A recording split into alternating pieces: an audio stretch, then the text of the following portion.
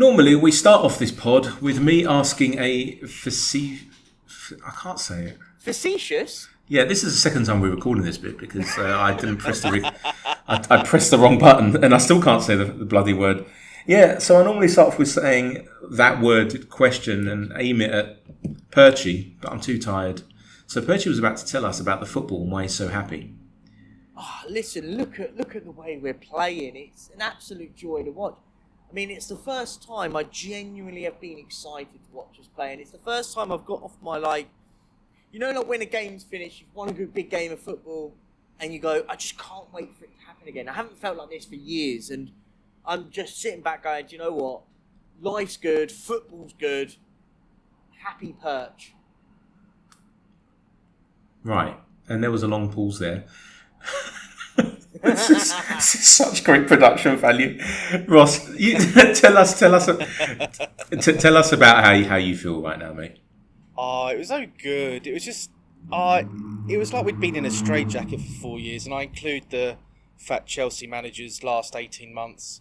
And it just felt like we could breathe again. And it was watching our fullbacks go into midfield and upset Gary Neville. It was great. It was just, and look, and seeing people like Ben Davies score, it's just, Was it given to him in the end, by the way?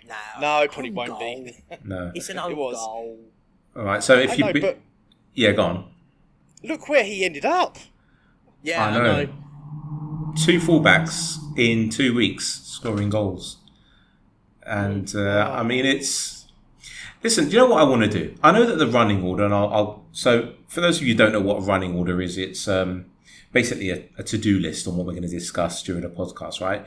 And we've got point 1, Saturday's game against United. Now, the thing is, I don't know about you lot, but I try to listen to a lot of podcasts. So I listen to The Fighting Cock, I listen to Spooky's Filthy Shambles and the other ones that he has. Last Word on Spurs. There are, in my playlist, I have about 11 Spurs pods. And because we're recording on Tuesday, chances are you would have heard everything we're about to say. So I want to do something slightly different. I mean, we could, if you want, guys, talk about the game for the next 2 minutes. And if there's anything you want to get off your chest, go ahead. But then I want to basically become a mini philosopher and talk about what it means to have a change like this and what it means for Daniel Levy and the board, as opposed to a lot of the fans, including probably all of us who wouldn't mind him leaving. So I think let's talk about the game just for a minute or two. Okay. Any highlights that you guys thought, wow, that was amazing? Go on, Perch. I'll go on and I'll go. What I love, Pape Matar. First of all, wow, what a player. Yves Bissouma, Destiny Udogie. I can list several players that I'm just thoroughly excited to watch this season. And the manager. I think the manager for me is so important at this football club. Everything that we wanted as a manager is there. Straight to the point, says it how it is. No more cryptic messages. And I'm just, as I said at the start, I'm just excited. What I loved about it, that second half, let's be honest, we put the slight negative. We probably we should deserve to be behind in the first half. I thought they had such good chances in that first half, but we stuck it out. They missed their chances. And we grew in the game. In the second half, some of the best football I've seen Tottenham play for a decade. Even better than some of the stuff we did under Pochettino. Honestly, I thought we were outstanding that second half. Big shout, mate. Ross, What about you, mate? Well, after the kicking he got from various points of Twitterverse, Vicario was immense. I mean, that guy really showed what he could be capable of. And I didn't realise how tall he was until the game as well.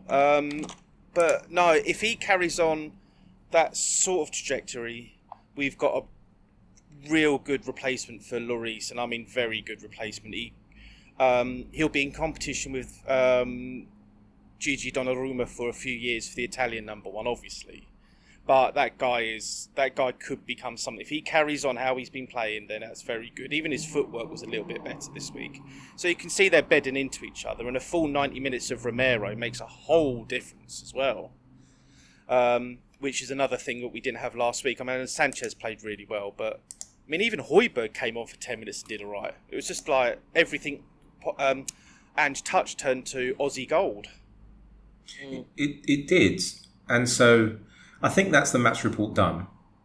And so Yes. I want to talk about a few things. So the first thing that I want to talk about is what I've realised, and at the age of 44, maybe I should have realised this a lot earlier, is that a life of a football supporter literally spans 90 minutes, or according to these new rules, 114 minutes now. And if you think about it, right, it's not just the fans that were on board. And I've got a lot of friends who were there. I was supposed to be there. You know, if you heard last week, I couldn't get a ticket. And the fans were on board. The media is on board. But more importantly, the players are on board. And I have I'm not a football manager, but I manage people. And I have never seen a manager, doesn't matter what profession they're in, turn around the fortunes of a team, his team, as fast as this man has in two major events. Now, you can say that he's been there since the 1st of July. What is it now? It's the 22nd of August. So that's, how many weeks is that? Is that 7 weeks? It is, right? Yeah, around about 7 weeks. Yeah, about 7 weeks. And that's testament to the man. Now, I was so much in favour of him joining. And it's not just because he's Greek, right? It's not that. I mean, to all intents and purposes, I am English, born and raised there, but I've got Greek blood. But it's not that. It's because like one of my major clients, he's Australian and Italian. And when we were linked, he just sent me a message and he says, when you get him, you've got one of the best. That's all he said to me. And so I then thought, well, what's he talking about? And so I did some research. Then I was on Spooky's pod, and I told Spooky that I basically completed my postacoglu PhD, because I think I had downloaded every podcast and watched everything about the guy, even read his book. And I realised quickly that things would be a lot better, but I had no idea that it would be this fast. And I think that is testament to him. It's testament to even Daniel Levy, the people that hired him. We actually don't know who hired him. We don't know if it was Munn or if it was Daniel Levy, but whoever it was, well done. And what I don't like, and it's the last thing I'm going to say, then I'll pass it over to you guys. I can't stand it, and I've like a lot of podcasts have said this, and I said it as well. I think Perchy said it was before you came on board, that, you know, we're going to get our trouncings and we're going to lose 3-0 and that's going to be okay. No, it's not okay. And because it's not okay for the man. For Ange Postecoglou, it's not okay for him. And if it's not okay for him, trust me, he's instilled that in his players. It's not okay for them. So I think we need to lose that trope that we're going to, we're bound to get a hammering. Because when was the last time that we got a clean sheet and played so well against Manchester United? Even when we won 6-1, we still conceded a goal. And so I just think that we're evolving and developing as a club, game by game, and onwards and upwards. And there's a lot more I want to say, but I want to pass it over to you guys and then I'll come back. So what do you guys think? Whoever wants to go first. I think a lot of it... Go on, Ross. Sorry, cheers. At the minute, I think we're getting a rubber band effect where we've been held back so much, and you can see it in the players. I mean, even playing a flat back four, not a flat back four, God, I'm going back to early 90s here. Even playing a back four felt refreshing after the turgidness of that three at the back he plays. But at the minute, we're just riding the crest of a wave, which is great and may long it continue. But we also have to take away the fear of failure, because it might go wrong. It might, but it doesn't matter. We're going in the right direction at least. It's all, and that's what matters. We've got a coach that isn't here just to boost his own CV. We've got a coach here that is wanting to, who really does like, looks like he loves the club. Because the way he stood in the middle of the pitch, I don't know if any of you two saw it, he looked around and he had that kind of fat Chelsea manager look in his eye as well. Because I refused to mention his name. And it was quite endearing, it was lovely. And it was just like, oh, he really does want to be here. So, as I said, I think I take your point on board, James, about, we shouldn't like losing. No, of course we shouldn't like losing. No one should. But it might happen. But take the fear of failure away, because, as I said, I think we're going in the right direction. Yeah, I mean, just to clarify what I was talking about, we are going to lose a game. I mean, that's going to happen. Well, I mean, it would be great if it didn't. But I believe that we're going to lose maybe, I would say, not more than 7 games this season. The point is that I'm sort of getting a bit frustrated and tired of people saying, oh, it's coming. It's coming. No, let's stop thinking like that. Because I don't think this man is thinking like that. And he doesn't let his players think like that. And that's my point. Do you know what I mean? It's not, I don't think he might even do it where he says, you know what, have you listened to what people are saying? Our Spurs fans, our supporters are saying, we're bound to get hammered. Are we? People looks at them. Are we going to get hammered? Are you going to allow that to happen?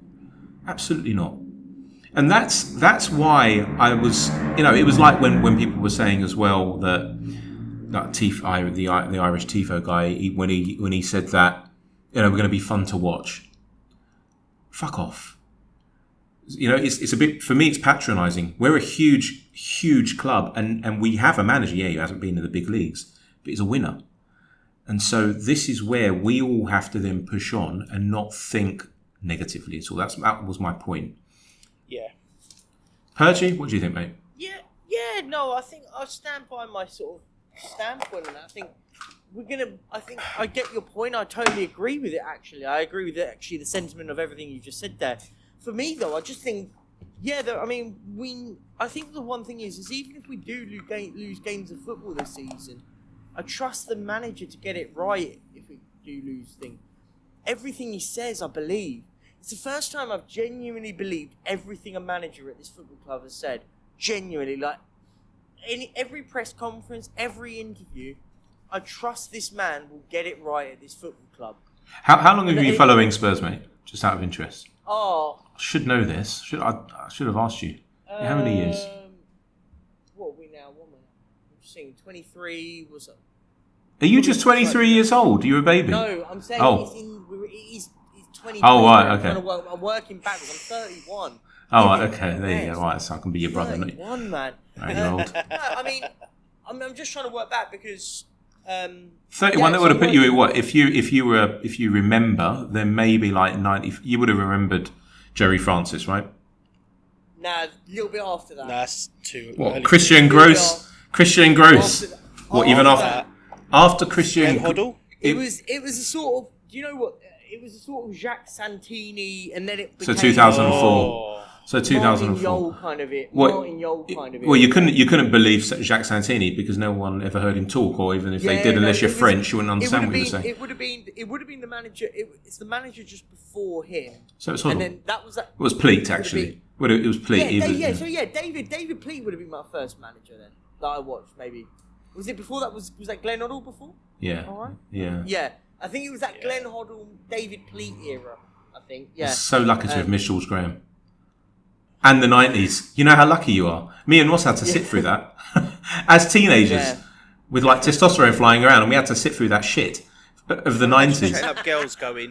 Trying to chat up girls going, in our midfield we have Steve Sedgley and David Howes. Oh no, come on, Steve Sedgley and David Howes, really good players.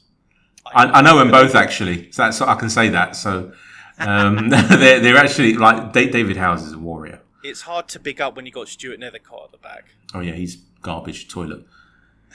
But that was my era of like sort of football. But like my point being is sort of back to sort of the question though, was that I genuinely think, and I'd like to know your thoughts, both of you, because I sit back and go, everything he says, I believe. He says there's none of this bullshit with him. There's none of this smoke and mirrors style cryptic messages anymore. It's when he was interviewed, I mentioned it just on my show I just did earlier, and I mentioned on my show, I said the interview he did earlier, he did, I can't remember if it was the end of the game against Man United, and they said, at half-time, he said, so what happened, like, Man United have the better chances. He said, yeah, no, the players were nervous. You've got to remember, we've got lads like 20 in Doji, Sar's only 20, he said, no, who did he say? Van der Ven's only 22. Kulusevski's 23. Porro's 23. These are young lads. And, yeah, they came out nervous, but... and he said, what did you say at half-time? But he said, I didn't have to say much. I gave them the belief that they can do it. And they came out in the second half, and they proved to me that they can do it. And do you know what? I love that. Because that's proper man management. He said, I don't need to sit there and berate them for whatever, and I don't need to tell them what to do. They know what to do. Yeah, they were a little bit nervous, but arm around the shoulder, go out there and do it in the second half. And as I said, that second half was some of the best football I've seen in a very, very long time. Yeah, I mean, one of the things... Who's the Sky Sports presenter? Is it David Jones? Yes. So, did any of you catch that when they interviewed him on the pitch? Did you see what happened? Before or after the game? After the game. Did you see what happened? Because no one's really talking about this, and I'm shocked. Like, I haven't heard a podcast talk about this. So, go on. David Jones was being a bit facetious, if I said it right. And, there you go, got it right. And he said to him, with all the upheavals happening, do you believe that you're the person who makes these decisions? And he just stopped and looked at him and he goes, mate, like, I make the decisions. And he cut him dead. Yeah. That was so funny. And it was like at the end of the interview when he left, that you heard David Jones say, "Oh, I've got my first mate," because they, all the journos, they know. Yeah. They know that if he says mate to you, it's Ali Golder said this as well. If he says mate to you, then it's like it's not a good sign. And it's true with my Australian client as well, Lewis. If you're listening, love you. It's the same. Like when he says mate like that, it's you're in trouble. So. Yeah, I just think that he has done things that I didn't think possible. We were told by two apparently world-class managers, not maybe in words but in actions, that they had to play a back three or a extremely low and minus block because our defence was so useless. That's what we were told. As I said, either in actions or in words. I don't know. I mean, this guy seems to have got it right. You can say, yeah, but he doesn't have the same defenders. But I've got a feeling that if you gave him the same defenders, he'd probably do a similar job. What were you going to say, mate? Maybe. Yeah. He also said about the transfers as well, didn't he? He said, no transfer won't be finalised without my say-so. Yeah. And I mean, the amount of times that everyone's gone, it's Levy that does it. You just get the feeling that Ange would just kick his door down and go, why the bleep have you signed this bleep? And it's just, I like that, and it's so refreshing to hear after, as a lot of people have said, there's been so much cloak and dagger since Mourinho, and as I said, late fat Chelsea manager, it's so much, I don't know, and it's just so nice to hear proper answers. I think even Ali Golder said that on his YouTube videos, that he really does answer all the journalist questions properly. He gives you a straight down the eye answer. Yeah, and it's look. I mean, there's so much I wanna say about this, and I think maybe we'll save it until we're a good few games in. But I know that he doesn't take any bullshit. We've seen it with Ndombele. We've seen it with. Spurs fans, including me, we did like crowdsourcing to try and get Jed Spence to play. Right? I mean. He doesn't fancy him. So he's seen something he doesn't like in him. Definitely with Ndombele, I mean, my grandma, who's been dead, I think, 17 years now, would have seen the same thing that everyone else has seen. In Ndombele, that was obvious. But there's other players that he said, you go out and play and let's see. And he's given them a chance. And the ones who are doing well, he's included. But as he said as well, and as you said, I believe what he says when he says that he just wanted to see what Sarr and what Porro could do. There isn't any cryptic stuff in there like I'm going to play them because Daniel Evans isn't giving me the funds. That's not happening. You know, so I'm so happy with all of it. And the philosophical side of what I wanted to get to, by the way, I've been speaking a lot, so feel free to jump in, but I just want to say this bit. So when it comes to the philosophical side, when you think about what happened, and if you take a look back, because I've had a chat with a few of my Spurs mates on WhatsApp, and we've been talking about this, where how comes the atmosphere, and I'm not talking about the in-game atmosphere, I'm talking about people on the way to the lane. I've never seen so many people take pictures of themselves in trains and cars and buses and taxis and bicycles when they're on their way to the ground and saying, and then when they reach it, I'm home. After the season we've had, I didn't expect that. And then comes the football, and the jubilation goes up to 11. And then after the game, you've got songs like Postecoglou songs on repeat. I'm sure you've all seen them on Twitter. Yep. Yeah. And all of this is outstanding. Then we look at, I mean, if we could just go back a bit and we look at the game itself, where the players, and this is my word of the week, they believed. And belief is such an incredible word, because when you believe in something and when you have that belief, you can run through brick walls. And we saw that in the second half. You know, Man U, yeah, they had the first 30 minutes. But then after that, look at what we did. We bullied them off the park. I don't want anyone saying we didn't. We did. In the second half, did they, other than a few little half chances, did they have it? Right, they, two or three clear. The Anthony chance off the post was their main chance in the second half. Thank God that didn't go in. They didn't. That was straight after the goal, right? Yeah, Vicario made a great save, but it was offside, but it was still a great save. Yeah. So I'm really looking forward on what's to come. And we're going to talk about Bournemouth next, but I don't have any fears anymore, and I don't feel like drained anymore. You know, we had a mastermind, and I was about to say Italian, yeah, doesn't matter where he's from, but an Italian mastermind who told us that Bissouma didn't yet understand the tactics and the strategies and the way that Conte wanted to play his football, the way that Tottenham wanted to play his football. That man should be brought before The Hague for war crimes against Tottenham Hotspur for what he did, because we saw the Bissouma of the Brighton days. I mean, to be fair, I saw him in 3 games. I saw him against us, and I saw him in the game where they beat Arsenal.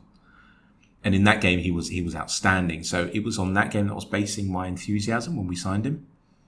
But the Bissouma I'm seeing now is better than that one. I don't know what you guys think. I'd love to know what tactics he didn't understand by Conte. I mean, what does... it is dumbfoundment that he looked at this player and went, no, he just doesn't get it. Get what? I don't know. I think Conte made a rod for his own back, personally. But he probably didn't get it. He probably just didn't want to be sitting as a centre back and just sitting there and going, I've got to defend for 90 minutes and go, oh, this is awful. I don't care. I'll say it. I thought Conte was crap. I thought he was awful at this football club.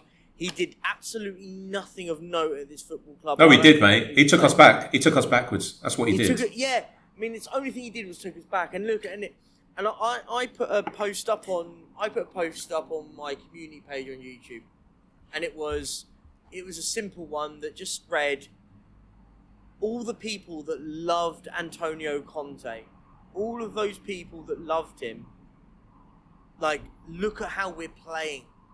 Look at that. And I said, this is a man that didn't find a way for Bissouma and Sarr in a system. He allowed Bissouma to sit on a bench. He allowed Pape Matar to barely play. And even when he did play, then went, and he, after having a very good game against AC Milan, went, oh, no, I don't fancy you anymore. It was ridiculous. I mean, so many players got free passes under him. I don't care what people say. And I said, I said Conte looks less and less elite every single time Yves Bissouma plays for Tottenham. Just saying. Yeah. Less and less. I Look, we've got a bit of time, right? Because we're only 25 minutes in. I think we should. Oh, I'd love to do this. If we could, if we could get crowdsourcing together and create a documentary called "The Inquest of Antonio Conte," and what it would be. Now, I'm actually being serious because what it would be is the following. There were two sides to Antonio Conte's reign at Tottenham. There was the first season where, after the Burnley debacle, we then started to kick on. If you remember, I think that's right. We started to kick on. We lost 2 in a row, if I remember rightly. I can't remember which games they were. We lost 2 in a row, and then we really went for it. And was it the cup game in Burnley? I can't. Forest. I can't remember, No, mate. the Forest Cup game was awful. That was last year, though. Wasn't that last season? That I'm was talking last about. season, I'm talking about the first. I'm talking about his first. So after he took over from Nuno. Oh, sorry. Yeah. Oh, God. And I think whenever we mention Nuno, we have to say God bless him afterwards. So God bless him. After there was a period of time where he exploded at Burnley. He said what he said, and at the time, I'll tell you how I was feeling. I thought, oh, that's a bit odd. I don't really want him to walk out. But then part of me was saying, why has he done that? That's not right. That's not how you manage people. You keep things in-house. But then I brushed it aside because it's Antonio Conte. That's the brand. You don't want to tarnish that. You can't tarnish that brand. So I just dropped it. And it's great when things like this happen in your life. You then learn from them and you start thinking critically. It doesn't matter who it is. If someone does something wrong, it's wrong. That's a side point. So in that season, when we went on our rampage to 4th and then we stuffed Arsenal, that game was outstanding. And we got to 4th. Then something terrible happened. And that's where the inquest is. Because for some reason, I don't know what happened. I mean, I've got some Italian mates. I spoke about Perchy last week. And what he said, as Jaymes always said it, is that he said, listen, this is just a warm-up season. Next season, you're going to see the real Antonio Conte. Because he does talk about himself in the third person quite a lot, apparently, in Italian. I didn't ever hear him do that in English. And can you imagine him doing that? Like saying to them, you can play how you want. Let's stick to some philosophies. You can play how you want. But then, next season, you're going to see how we're going to play. And that's believable to me. Because something doesn't make sense. Guys, do you remember some of the good football that we're playing? Do you remember when we went to Villa Park and we were destroyed in the first half? And then we cleaned them up in the second. And there were so many of these games in that 21-22 season, right? But 22-23 was the worst football I have seen since following Spurs. The first game I ever saw live that I remember was the 87 Cup final. And and I lived through the 90s and I remember them very well. And that is the worst football I have ever seen, where I didn't want to watch the games. I didn't want to. I know you said it, and you were saying it on your stream. I didn't want to watch them. I wasn't enthused. Now I feel like that 15-year-old kid who was so happy when Jurgen Klinsmann signed. That's how I feel when I'm 44. And so this inquest needs to. I mean, I would love it if after some of them retire, when these players retire, if they come out and they say, this is what happened. Yeah, I can imagine Crackers getting them on one of these one of these evenings, and they start talking about what actually happened. I would really look forward to that. Oh, 100%. I'd love to hear some of the players saying what it was like. And did anyone catch Heung-min Son's interview? Yeah. He tried. Yeah. He trying to be respectful, but he tried to be respectful at the beginning, and at the end, he was saying, "Oh." And he said, "Oh no, different managers have different ways of playing, blah blah blah, and all that lot." And he said, "That's fine. I will do whatever it is for whatever manager, blah." And then at the end, he said, "So do you enjoy playing this football?" And he went, "Yeah, I love playing this football." And I said, "It just said it all, didn't it? Like that is a player that is sat there. He's been given the armband, and he's just gone. No, I can't. I need to play. I should be playing football." Yeah, right? Yeah, 100%.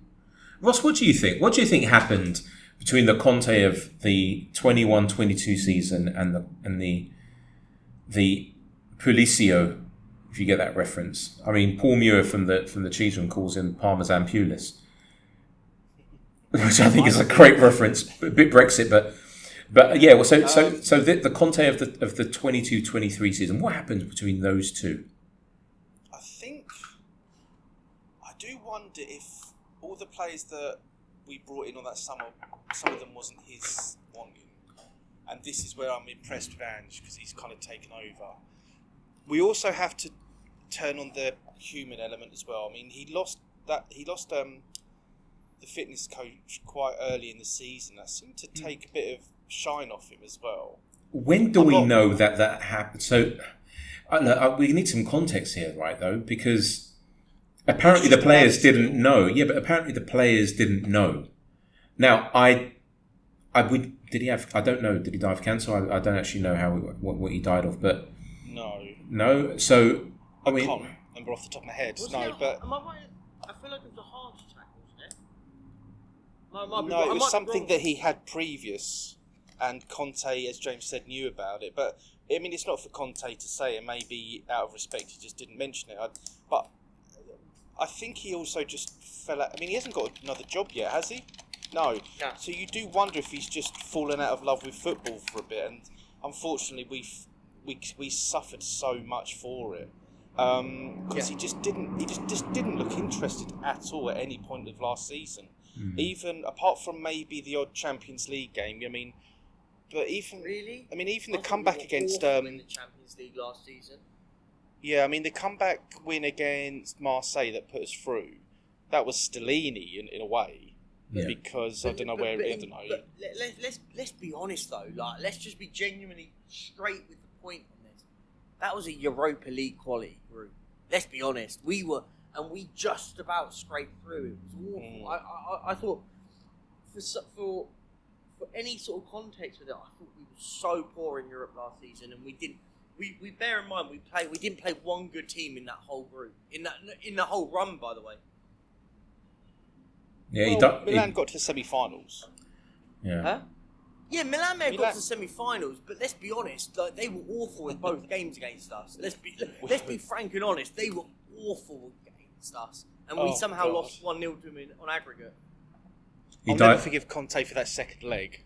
That one at home. The one at home, we drew 0-0. Oh. Yeah, that's what I mean. At home we drew 0-0, but he goes and subbed on a strike. He subbed off Kulusevski for a centre half. That made sense. Yeah. Anyway, I think that's enough talking about him. I think we're done. But by the way, Ventroni he died of leukemia apparently. So. Oh, okay. You know, but yeah, that's enough done. Let's talk about another Italian quickly, because it's there's a phrase where you don't know how good you've got it till it's gone, and Paratici seems to have brought in quite a few players that we're reaping the benefits of right now, right? And for the fact that the DOF position at the club has been so quiet throughout the last few months, maybe, I mean, he's knocking around somewhere in the halls of Hotspur Way, we know that. Maybe he's going to come back. And would you guys? Coming back. He's back. He's still here. Yeah, but I mean, as an official in the official capacity, he was at the Brentford game. He was at the United game. He was at the United game, and he was at the Brentford game. Was he at the United game? Yeah, he was. But I had mates of mine got pictures with him. Yeah, no, I know that, mate. But I've got friends who were at both games. I can't say that they work for Spurs. My point is that he's there as in a consultancy capacity. That's what the Athletic have said, right? But I wouldn't put it past our board, and I would do it as well. I would say, when we are clear to rehire you, and if that happens within this set time period, then we would like you back. And you just carry on cooking, doing whatever you're doing, and until that time period. And if that happens within this window, then we'll make the announcement. Would you guys care? No. I find it hilarious that he's working for us on a consultancy basis. A basency. I like basency. Yeah. Basencies, you know. I've got one in my bathroom. But I just it is so funny. I just got this idea that Levy just goes down to the car park underneath White Hart Lane, and out of the shadows comes Paratici, and he goes, "So what about Van der Ven? Blink twice for yes, once for no," and he gives him a wink. And then he pops upstairs to Ange and goes, let's do it.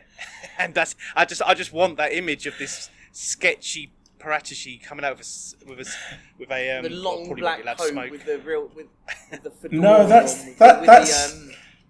that's too Godfather-y. Like, do you know how I see it? Have you guys seen the Goonies? Yeah. He's the Hey You Guys guy in the basement. Oh yeah. That's who he is. He's down there, it's like, and whenever he sees Levy passing by, hey, you guys, but in an Italian accent, and it's like he slips him He's on a a good-looking man. on a pizza. No, I'm not talking about looks, but it's just like he's there. They know he's there, but they try and keep him out of the way. Do you know what I mean? And so, probably they're putting Dombele down there. They're putting Dombele down there with him. Because he's been eating the ice cream. That's what's happened. Right, so You just go, give him his cannelloni, please. He's just, oh my God. can you imagine? He's like slipping some pizza boxes with names on it under the door. And it's like, who's in? You imagine Van der Ven, who's in there? No, you can't go in there. He hears the screams. You can't go down to the basement, Mickey. Don't go down there. But yeah, I wouldn't mind. I wouldn't mind if he came back. I really wouldn't care. It's either way. He seems to know what he's talking about. I mean, if you look at Romero, Kulusevski, Bentancur, I think Romero was his. Yeah. Yeah, it was. The only thing he got wrong during that period was the manager in Santos, but poor old Santos. He's doing really well in Saudi Arabia, I think. Who's Santos, by the way? Is he the Basin person? Oh, this is what happens. See, I should stop being facetious. There you go. So, stop being facetious. Yeah. But no, I just think it's really good that he's still there, and he is allowed to be there on a consultancy basis. So we're not doing anything wrong. Before people go, can't do that. I just hope it really boils the piss of a lot of opposition fans, because I think that's where we have to be now. We just have to. If for some reason we're hated by the media, we're not really loved by Sky for some weird reason. And I called it on Monday night that it felt like they spent like 20 seconds on us, and then they just looked at Man U's problems. But oh well, that's Gary Neville, bless him. That's fine. I would rather stay under the radar. And I would like to going back to the philosophy, and we'll go on to Bournemouth.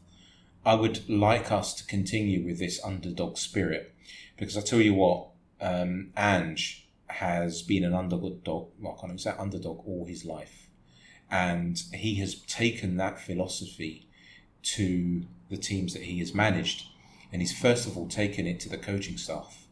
As there was a podcast that I listened to where he was, I think he was in Australia or Japan at the time.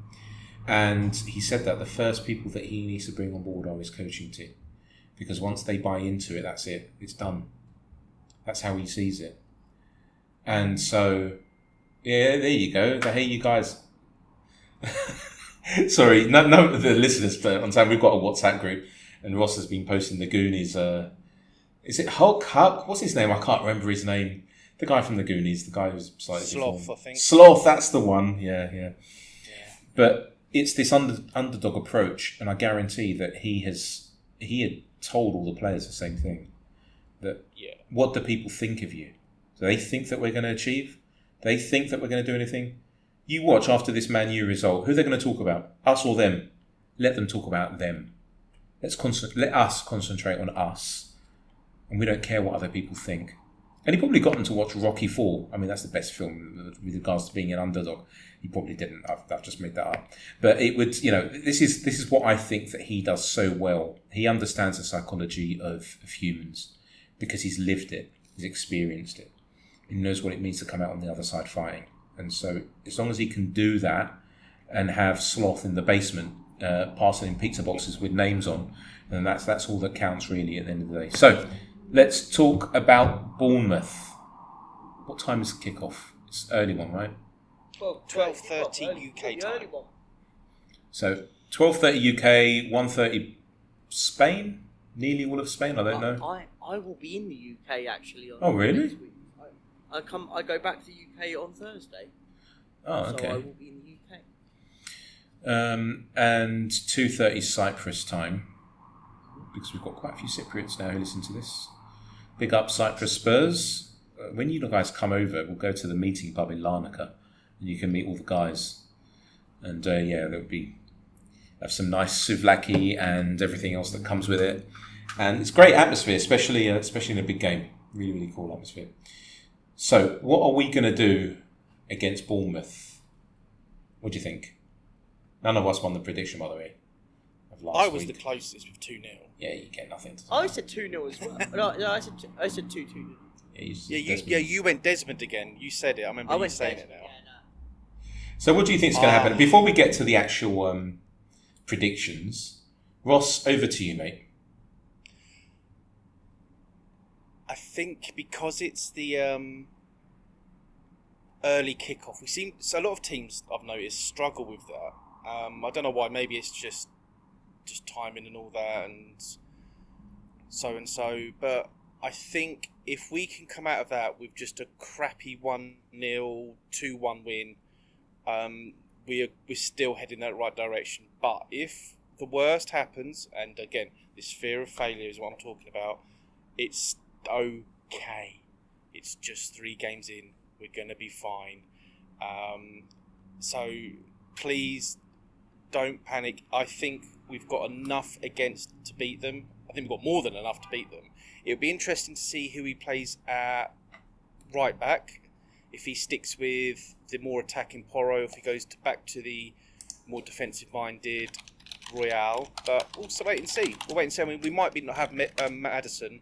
So if Lo Celso stops sulking and plays, then... And that'll be a big test for him, especially in front of Ange. Because if he just sits there moping and he does play, that's going to be a bit of a, all right, off you go, chump. And Perchy, what do you think, mate? And I'll tell you what I've just Googled in a minute. I think we're gonna be fine. I think it'll be a big test though for Celso because it looks like Maddison's gonna be out. Do we know that? How we know that for sure? Well, from what Paul O'Keefe is saying, that it's not serious, but he may miss a game. Paul O'Keefe is Daniel Levy, isn't he? He must be. No. Are you sure? O'Keefe's I know Paul Percy's a very lovely bloke. I love Paul. He's a very nice guy. He's a. Can you get him on the show? I could ask him. He doesn't do many podcasts. I've never heard him. I just tell him that I've never seen him and Daniel Levy in the same room, I want to. To be fair, I've never seen Paul. No, nor have I, and I've never seen Daniel Levy in real life either. So. Yeah. No, he's Paul's a really nice guy. No, he's not related to. He doesn't do anything for Spurs, but he's in the circle, if that makes sense. He knows. But from what he's been told is that it's an MCL. So an MCL. Yeah, I can't remember what it is. Let's see. MCL injury. Yeah. It's great doing a podcast. Medial collateral ligament. Yeah. Oh, that's knee. It's something with his knee, but he hasn't torn anything. It's like a sprain. So from what he's saying, that's what the scan is supposedly. I'll put that in air quotes. We haven't got anything official just yet. But he should be. But he won't be He won't be out for a very long time. It's more, if he doesn't play, it's more done on precautionary basis, if that makes sense. So we'll only know in due course. Obviously, the club haven't said anything yet, so we'll only know down the line. But if he doesn't play, Lo Celso's got a big job on his hand. He wants game time. From a lot of reports that are coming out last couple of days, that he wants to be playing more and more, which is fine, great. Now's your opportunity. Go and show it. If not, then if you're good enough. But listen, I'm intrigued, excited. Listen, I think Bournemouth are going to be one of those. They're not an easy team, especially away from home. They're not going to be easy. But I think we're good enough. I think we'll go out there and show them what it is, and we'll beat them. I honestly think we will. I'm going. Do you want predictions? No, not yet. Your microphone started to do the snap, crackle and pop thing again. I don't know why. So I don't know why. I'm literally underneath the mic. Maybe that's the reason. Better now. Too close to it. Yeah, better. So 2 things. First thing is I didn't know who the Bournemouth manager was, so I googled Bournemouth manager. And if all of you do this right now, the first result is new manager Andoni Iraola enjoys underdog mantle. What a bitch. So I didn't know who. I've never heard of him. The second point is that I feel really old because I'm older than him.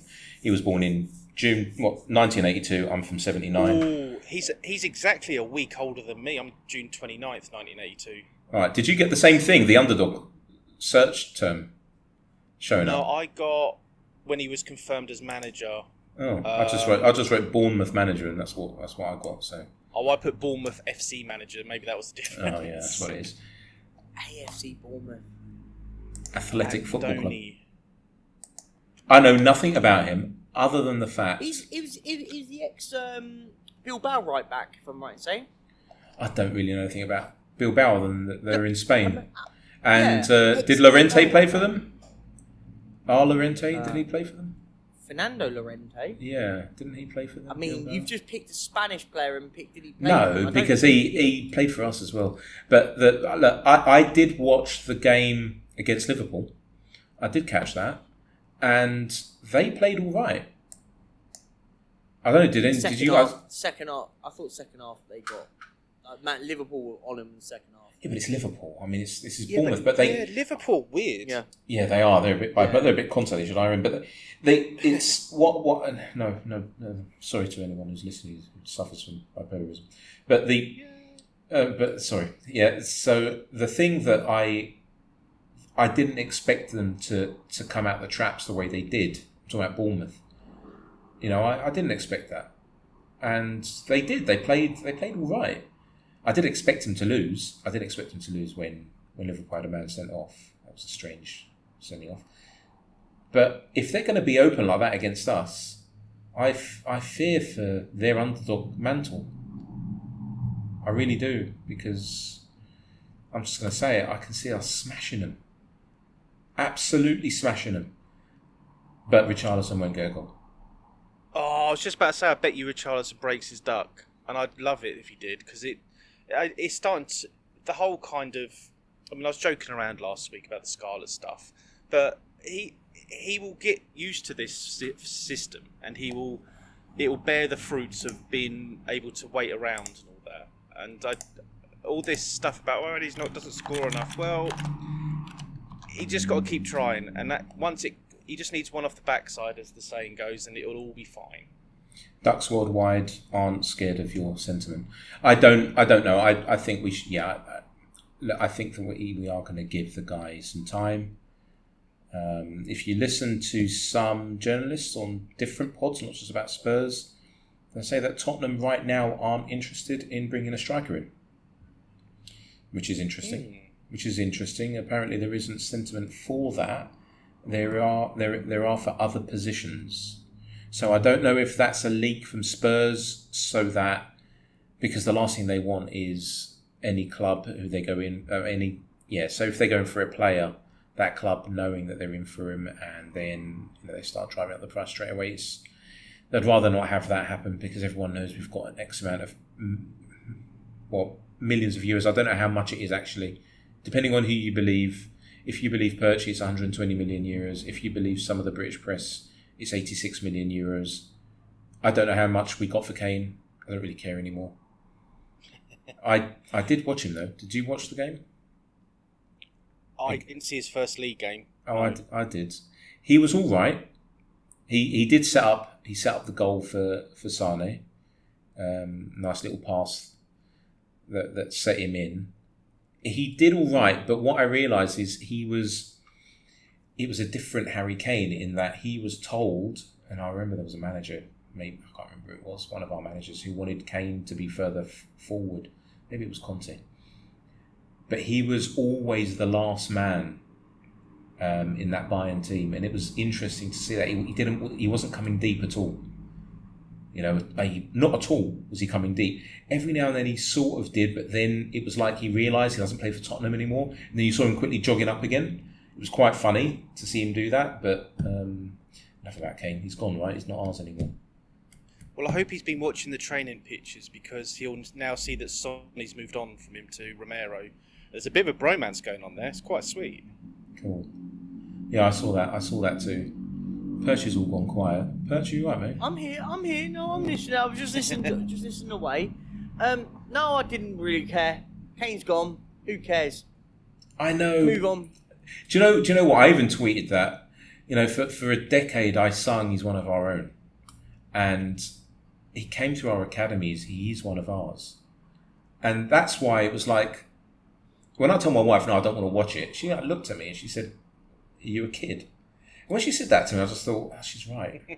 She's absolutely right. And she knows nothing about football. I mean, she can tell you anything about the game, but she was right. And so I watched it, and I shouldn't say this, but I sort of cheered a little bit when he scored. It wasn't a clean cut goal. I don't know if any of you've seen it. Probably have, but it was. Anyway, enough about him. Let's do the predictions then. So Bayern Munich's next game is against. I'm joking. So that wasn't funny. Against Bournemouth. Bournemouth versus Tottenham Hotspur. Association football match. Perchy, let's start with you. And I'm going to put these on our WhatsApp group. So we are keeping score. Perchy's still at the top of the league table. League table of score predictions. I love that. League table of score predictions. Well, how are we doing? What is the point system? Is it 5 for getting a correct score and 2 for getting the correct result? Are we doing it like that? Yeah, what did I say? I'm just trying to flick through here. Here we go. So the rules are 3 points for getting the score right, an extra 2 points for naming the scorer or scorers of the goals. Now, if you are listening, and there's quite a few people listening now, which is nice, then why don't you DM us and you can be part of the league table. Just send us in your prediction, and Perchy will give away a mystery T-shirt. Oh, maybe. I'll fund it. You can give it away. I'll tell you what. If you know who makes them, we'll get some Hotspur Way ones done. There you go. We'll sort out some Hotspur. We'll have. I'll tell you what we will do. So we can't win them. I'll do some for us. But we'll have the first league table. Whoever's top at the league table by, let's say, 1st of January gets a T-shirt, and then whoever's top at the end of the season will get a T-shirt. So all you have to do is follow us at Twitter. So what is it? Hotspur Way. Follow us at Twitter. Follow us. Listen. If a guy who owns cars can own Twitter, so by God, so can I. So follow us at Twitter. What is it? Is it at Hotspur Way Show? Is that what it is? I should know this. I really should know this, right? Literally your account. Yes. Well, not right. I've got my own. To be fair, I've got two. I've got a Jaymes Payton account, which is for work, and I've got a Jaymes COYS one, which no one's interested in, and nor am I. And then we have profile. Yeah. So Hotspur Way Show on Twitter or X, and just DM us and say I want to be in. This is my score prediction. Just send them to us every week. And if you win, you win. That'd be great. So, what is your score prediction? I'm going with.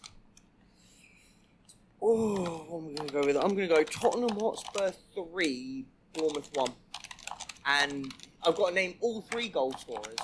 You don't have to. So you're saying no. I think we're going to win 3-1.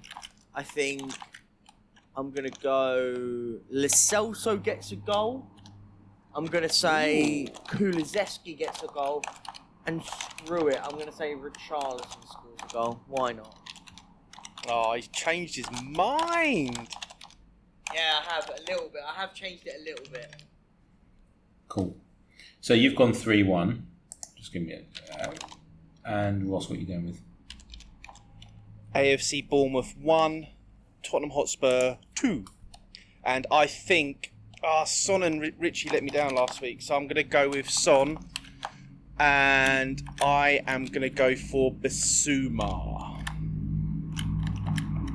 1 minute. So I'm just writing all this down. This is great for the listeners. So you're going what? 2-1? 2-1 to Tottenham. Why do you all think that Bournemouth are going to score? Because I've just looked at their first game against West Ham, and they did all right. They got a draw, and West Ham just buried Chelsea. So I don't know. Early season form, second game at home, they were unlucky against Liverpool. They might feel a bit. They might feel a bit kind of, well, we should have done better. So they might just come out all guns blazing. So I've just got a funky feeling they might score, and then Ange will get them into the dressing room, scar them for life, and we'll come out and win. And who's scoring for Spurs? in your 2-1 prediction? Heung-min Son and Yves Bissouma. What's that song about? Oh, it's the Bissouma song. My Sharona, the actual song. Oh, right, okay. And what do I think? What do I think is going to happen? I think that they will score, yes, but I think we're going to get 3. Maybe. Hold on, isn't that the same as Perchy's? Here we go. Oh, all right, fair enough. We're not allowed, are we? There you go, 4. There you go. So I've said 4. 4? 4. Wow. Fair enough. Yeah. I respect it. I'm glad you do. So we've got Son. Who else plays for us? We need a fullback. That's helpful. Do you think Porro is going to play? That's the thing. Is Porro going to I play? think he might. Actually, I don't know. Actually, I'm not sure. I'm going to put. Udogie will score. I'm going to put him What about down. Van de Ven? Get a centre back in. Van de Ven, and I'm going to put. I'm going to say Perisic. So you saying all 4 scorers? Yeah, because we don't really have a. We don't have a talisman anymore. Someone who's just at the top, whose job it is to put in the goal. Don't need one. To score. Yeah, we don't. The way that we play. There you go. So that's on the grid. So we'd love you guys to take part in this, and there's something for you to win, and it'll be a bit fun as well. We'll go over the results every week. I mean, if there's when we get to thousands of you being a part of this, we'll just put it on the website, which is coming soon. But until then, we'll just announce like the top 4 or 5 or whatever. So that'd be fun. Now, before we go, I want to talk about Chelsea. How funny was that?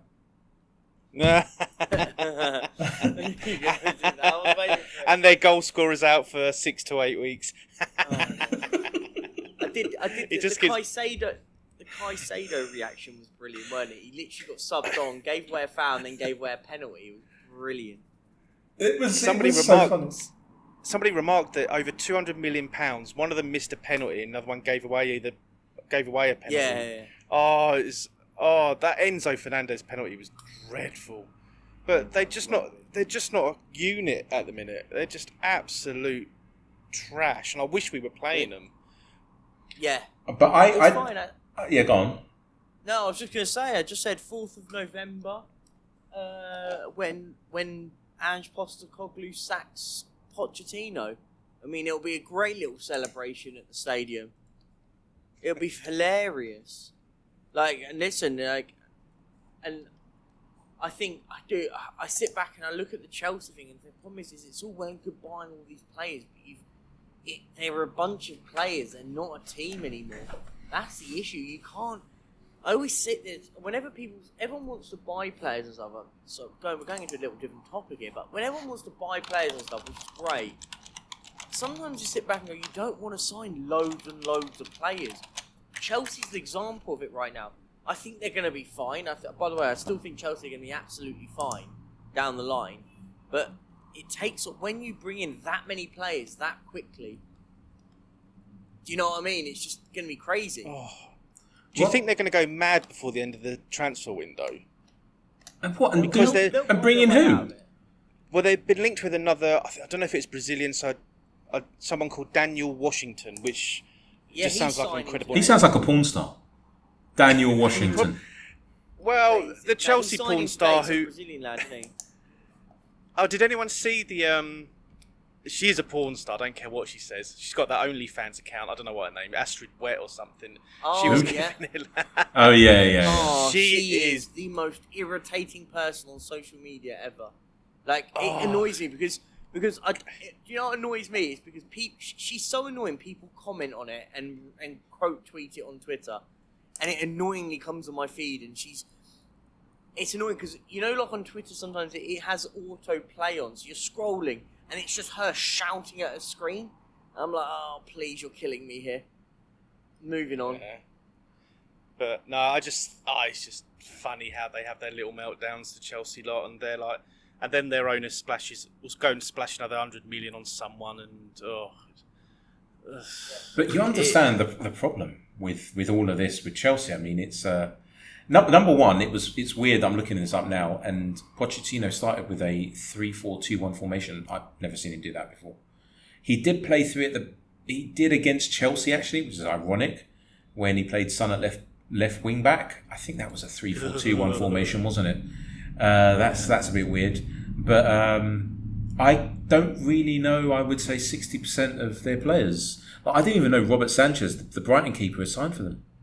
I thought, who's that? I know him. I know him somewhere. I don't know. Like, I know who Thiago Silva is. He's up for a bus pass soon. Chilwell, fair enough. Fernandes, I don't understand that kind of money on him. And Sterling, that's their starting 11. The rest of them, and if you look at their bench, I wouldn't. I know Cucurella. That Mudryk is just I don't know. He looks a bit little boy lost. He's a bit of a dud. Madueke, by the way, he knows Pochettino well. He left because Pochettino wouldn't play him. Is that correct? I think the issue at Chelsea is that, listen, I think they've signed some good. I think some of the players they've signed are all right. I think they've signed some talent, but the problem is when you sign that much talent that quickly and keep on doing it. Listen, they did this last summer. They did this in January. The problem what they've got is sometimes you just need to sit there and go, guys, look, what was Pochettino at Tottenham crucial in what he said? I like a small, trimmed down squad. He doesn't like managing teams with big squads. He didn't like. It's why he got rid of a load of Spurs players. And bear in mind, it was one of the biggest issues we had because we ended up having we had no depth at Tottenham. But now he's got abundance of players, but doesn't really know what to do with them. And we're only going to be able to find out and see how he gets on and what happens. But listen, screw them. It's Chelsea, right? Yeah, I don't care. I mean, I don't think they're going to do well at all. Hopefully, I don't eat those words, but unless after Christmas when Nkunku comes back, it clicks. But it's the whole way they've gone about the transfer market is just weird because they got rid of both their first team keepers, Mendy and Kepa. They brought in Sanchez, who wasn't even playing for Brighton. I think Steele was at the time. And a lot of the people they've brought in, I mean, I've never heard of Disassi before he scored on the opening day. And you kind of think, well, what are they going to do with all these players? Do they still have to sell? Because they've got Lukaku training with the under-21s, and it's just hilarious. He's still there. Oh, I didn't know. But look at right now with the way that they've structured their payments, apparently FIFA were looking into it. Yeah, all right, whatever. But they've basically guaranteed for the next, I think it's 7 seasons. I believe it's £78 million is out of their transfer budget at the moment. That's what's leaving their transfer budget every season. Can you imagine if it doesn't work out? They're bankrupt. Can you imagine if they don't make Europe for a few seasons? Because they're owned by a hedge fund. If those of you who don't know what a hedge fund is, it's just a bunch of people who sometimes disclose who they probably are. Maybe most of it is trusts. Abramovich. And so what they do is they put a lot of money in, and then it's up to hedge fund managers to invest that money. That's how it works, right? And so Clearlake, which is the hedge fund, is partly owned by Bowley and by the Iranian-American guy. And so right now they're playing Football Manager with other people's money. And if it doesn't go well, then what will happen in a hedge fund is you might have some of the subscribers or the investors, as you want to call them. You might want to call them, actually it's a proper term, calling them investors, saying, I want to withdraw my funds. Now, it's not always easy, and there are some long-term positions which you need to have open, but you can, depends on what the case is, withdraw your money. And if it doesn't go well, if they don't make the Champions League this season, they're in trouble next season. And if they don't make it next season, great, fantastic, I'm all for it, I'm here. Amazing. So, that's that. We've done our score predictions. One thing I will say before we go is we really want to hear from you guys because we're getting quite a few listeners from all over the world. I can actually tell you from where a lot of the listeners are coming from, and it's I didn't think that this would be the case, but So we're getting quite a few from Sweden, which is really cool. And so I would like to shout out one of our listeners, Sverker Otterstrom. Sorry, I've completely butchered your name, mate. Who will be on, if not next week, the week after. So he was at the game, and there's quite a few listeners in Sweden, which is really, really interesting. So Netherlands is number one by a long way. 60% of our listeners are from the Netherlands. Do we appeal to people who like the certain herb? I mean, it's the Van der Ven fanboys. We love them. Big up Mackie Van der Ven. Big up the Dutch. We love you. All right, then we've got Australia, then the US, then England, and Japan is doing really well. I don't really know any Japan. I'm sure there's a sports club in Japan. I know there is, but I just don't know anyone from Japan. So that was interesting. So Sweden are there as well, and then we've got the rest of the countries. But we're doing really well, and we would love to hear from you. And so we will always let you know before the show starts, like we posted out on Facebook, Instagram, and on Twitter, to send us in your questions. And they can be any questions. It doesn't just have to be about football. Perchy is great at ironing shirts, and if you do want to know how to iron a shirt properly, you can ask him. Just DM us. It's that simple, and Perchy will tell you. He's got a really stuff we can do. And yeah, so that's the first thing. Second thing, let's do some more housekeeping. We would really love it if you could leave us a review on whatever platform you're listening to us on. It would really help. We've got a lot that we want to give and do on this show. There's a lot more coming. I promise you, there is a strategy in place, and we will be using Bissouma accordingly and not leaving him out. And we have a lot that's coming, and so we want to grow this podcast. So there's a lot of Spurs podcasts out there at the moment, and we understand that, but I think that we're going to start to do things slightly differently over the next few months. And I've just said that, and the guys, even though I can't see their faces, are probably going, what is he talking about? You'll see. We'll talk about it. When the website's out, you will start to see what I'm talking about. I think, Perchy, you've seen the website, haven't you? You've seen the... Yeah. Yeah, so it's definitely the best Spurs podcast website out there in the world, 100%. But we need to get a lot more listeners in, and we'll up the content as well. And fun times. So that's it. We're going to be with you maybe on Monday instead of Tuesday. How does that sound? Because Tuesdays are a bit difficult with you, because you like to do the half and half scarf thing with your Arsenal mates, Perchy, apparently. No, Tuesdays are fine. Tuesdays not a problem. Same time, same place. Yeah. Good. So, yeah, maybe Monday or Tuesday. Well, probably Tuesday then. And we'll catch you then. So, it's been lovely. And we will see you later. Awesome. There you go!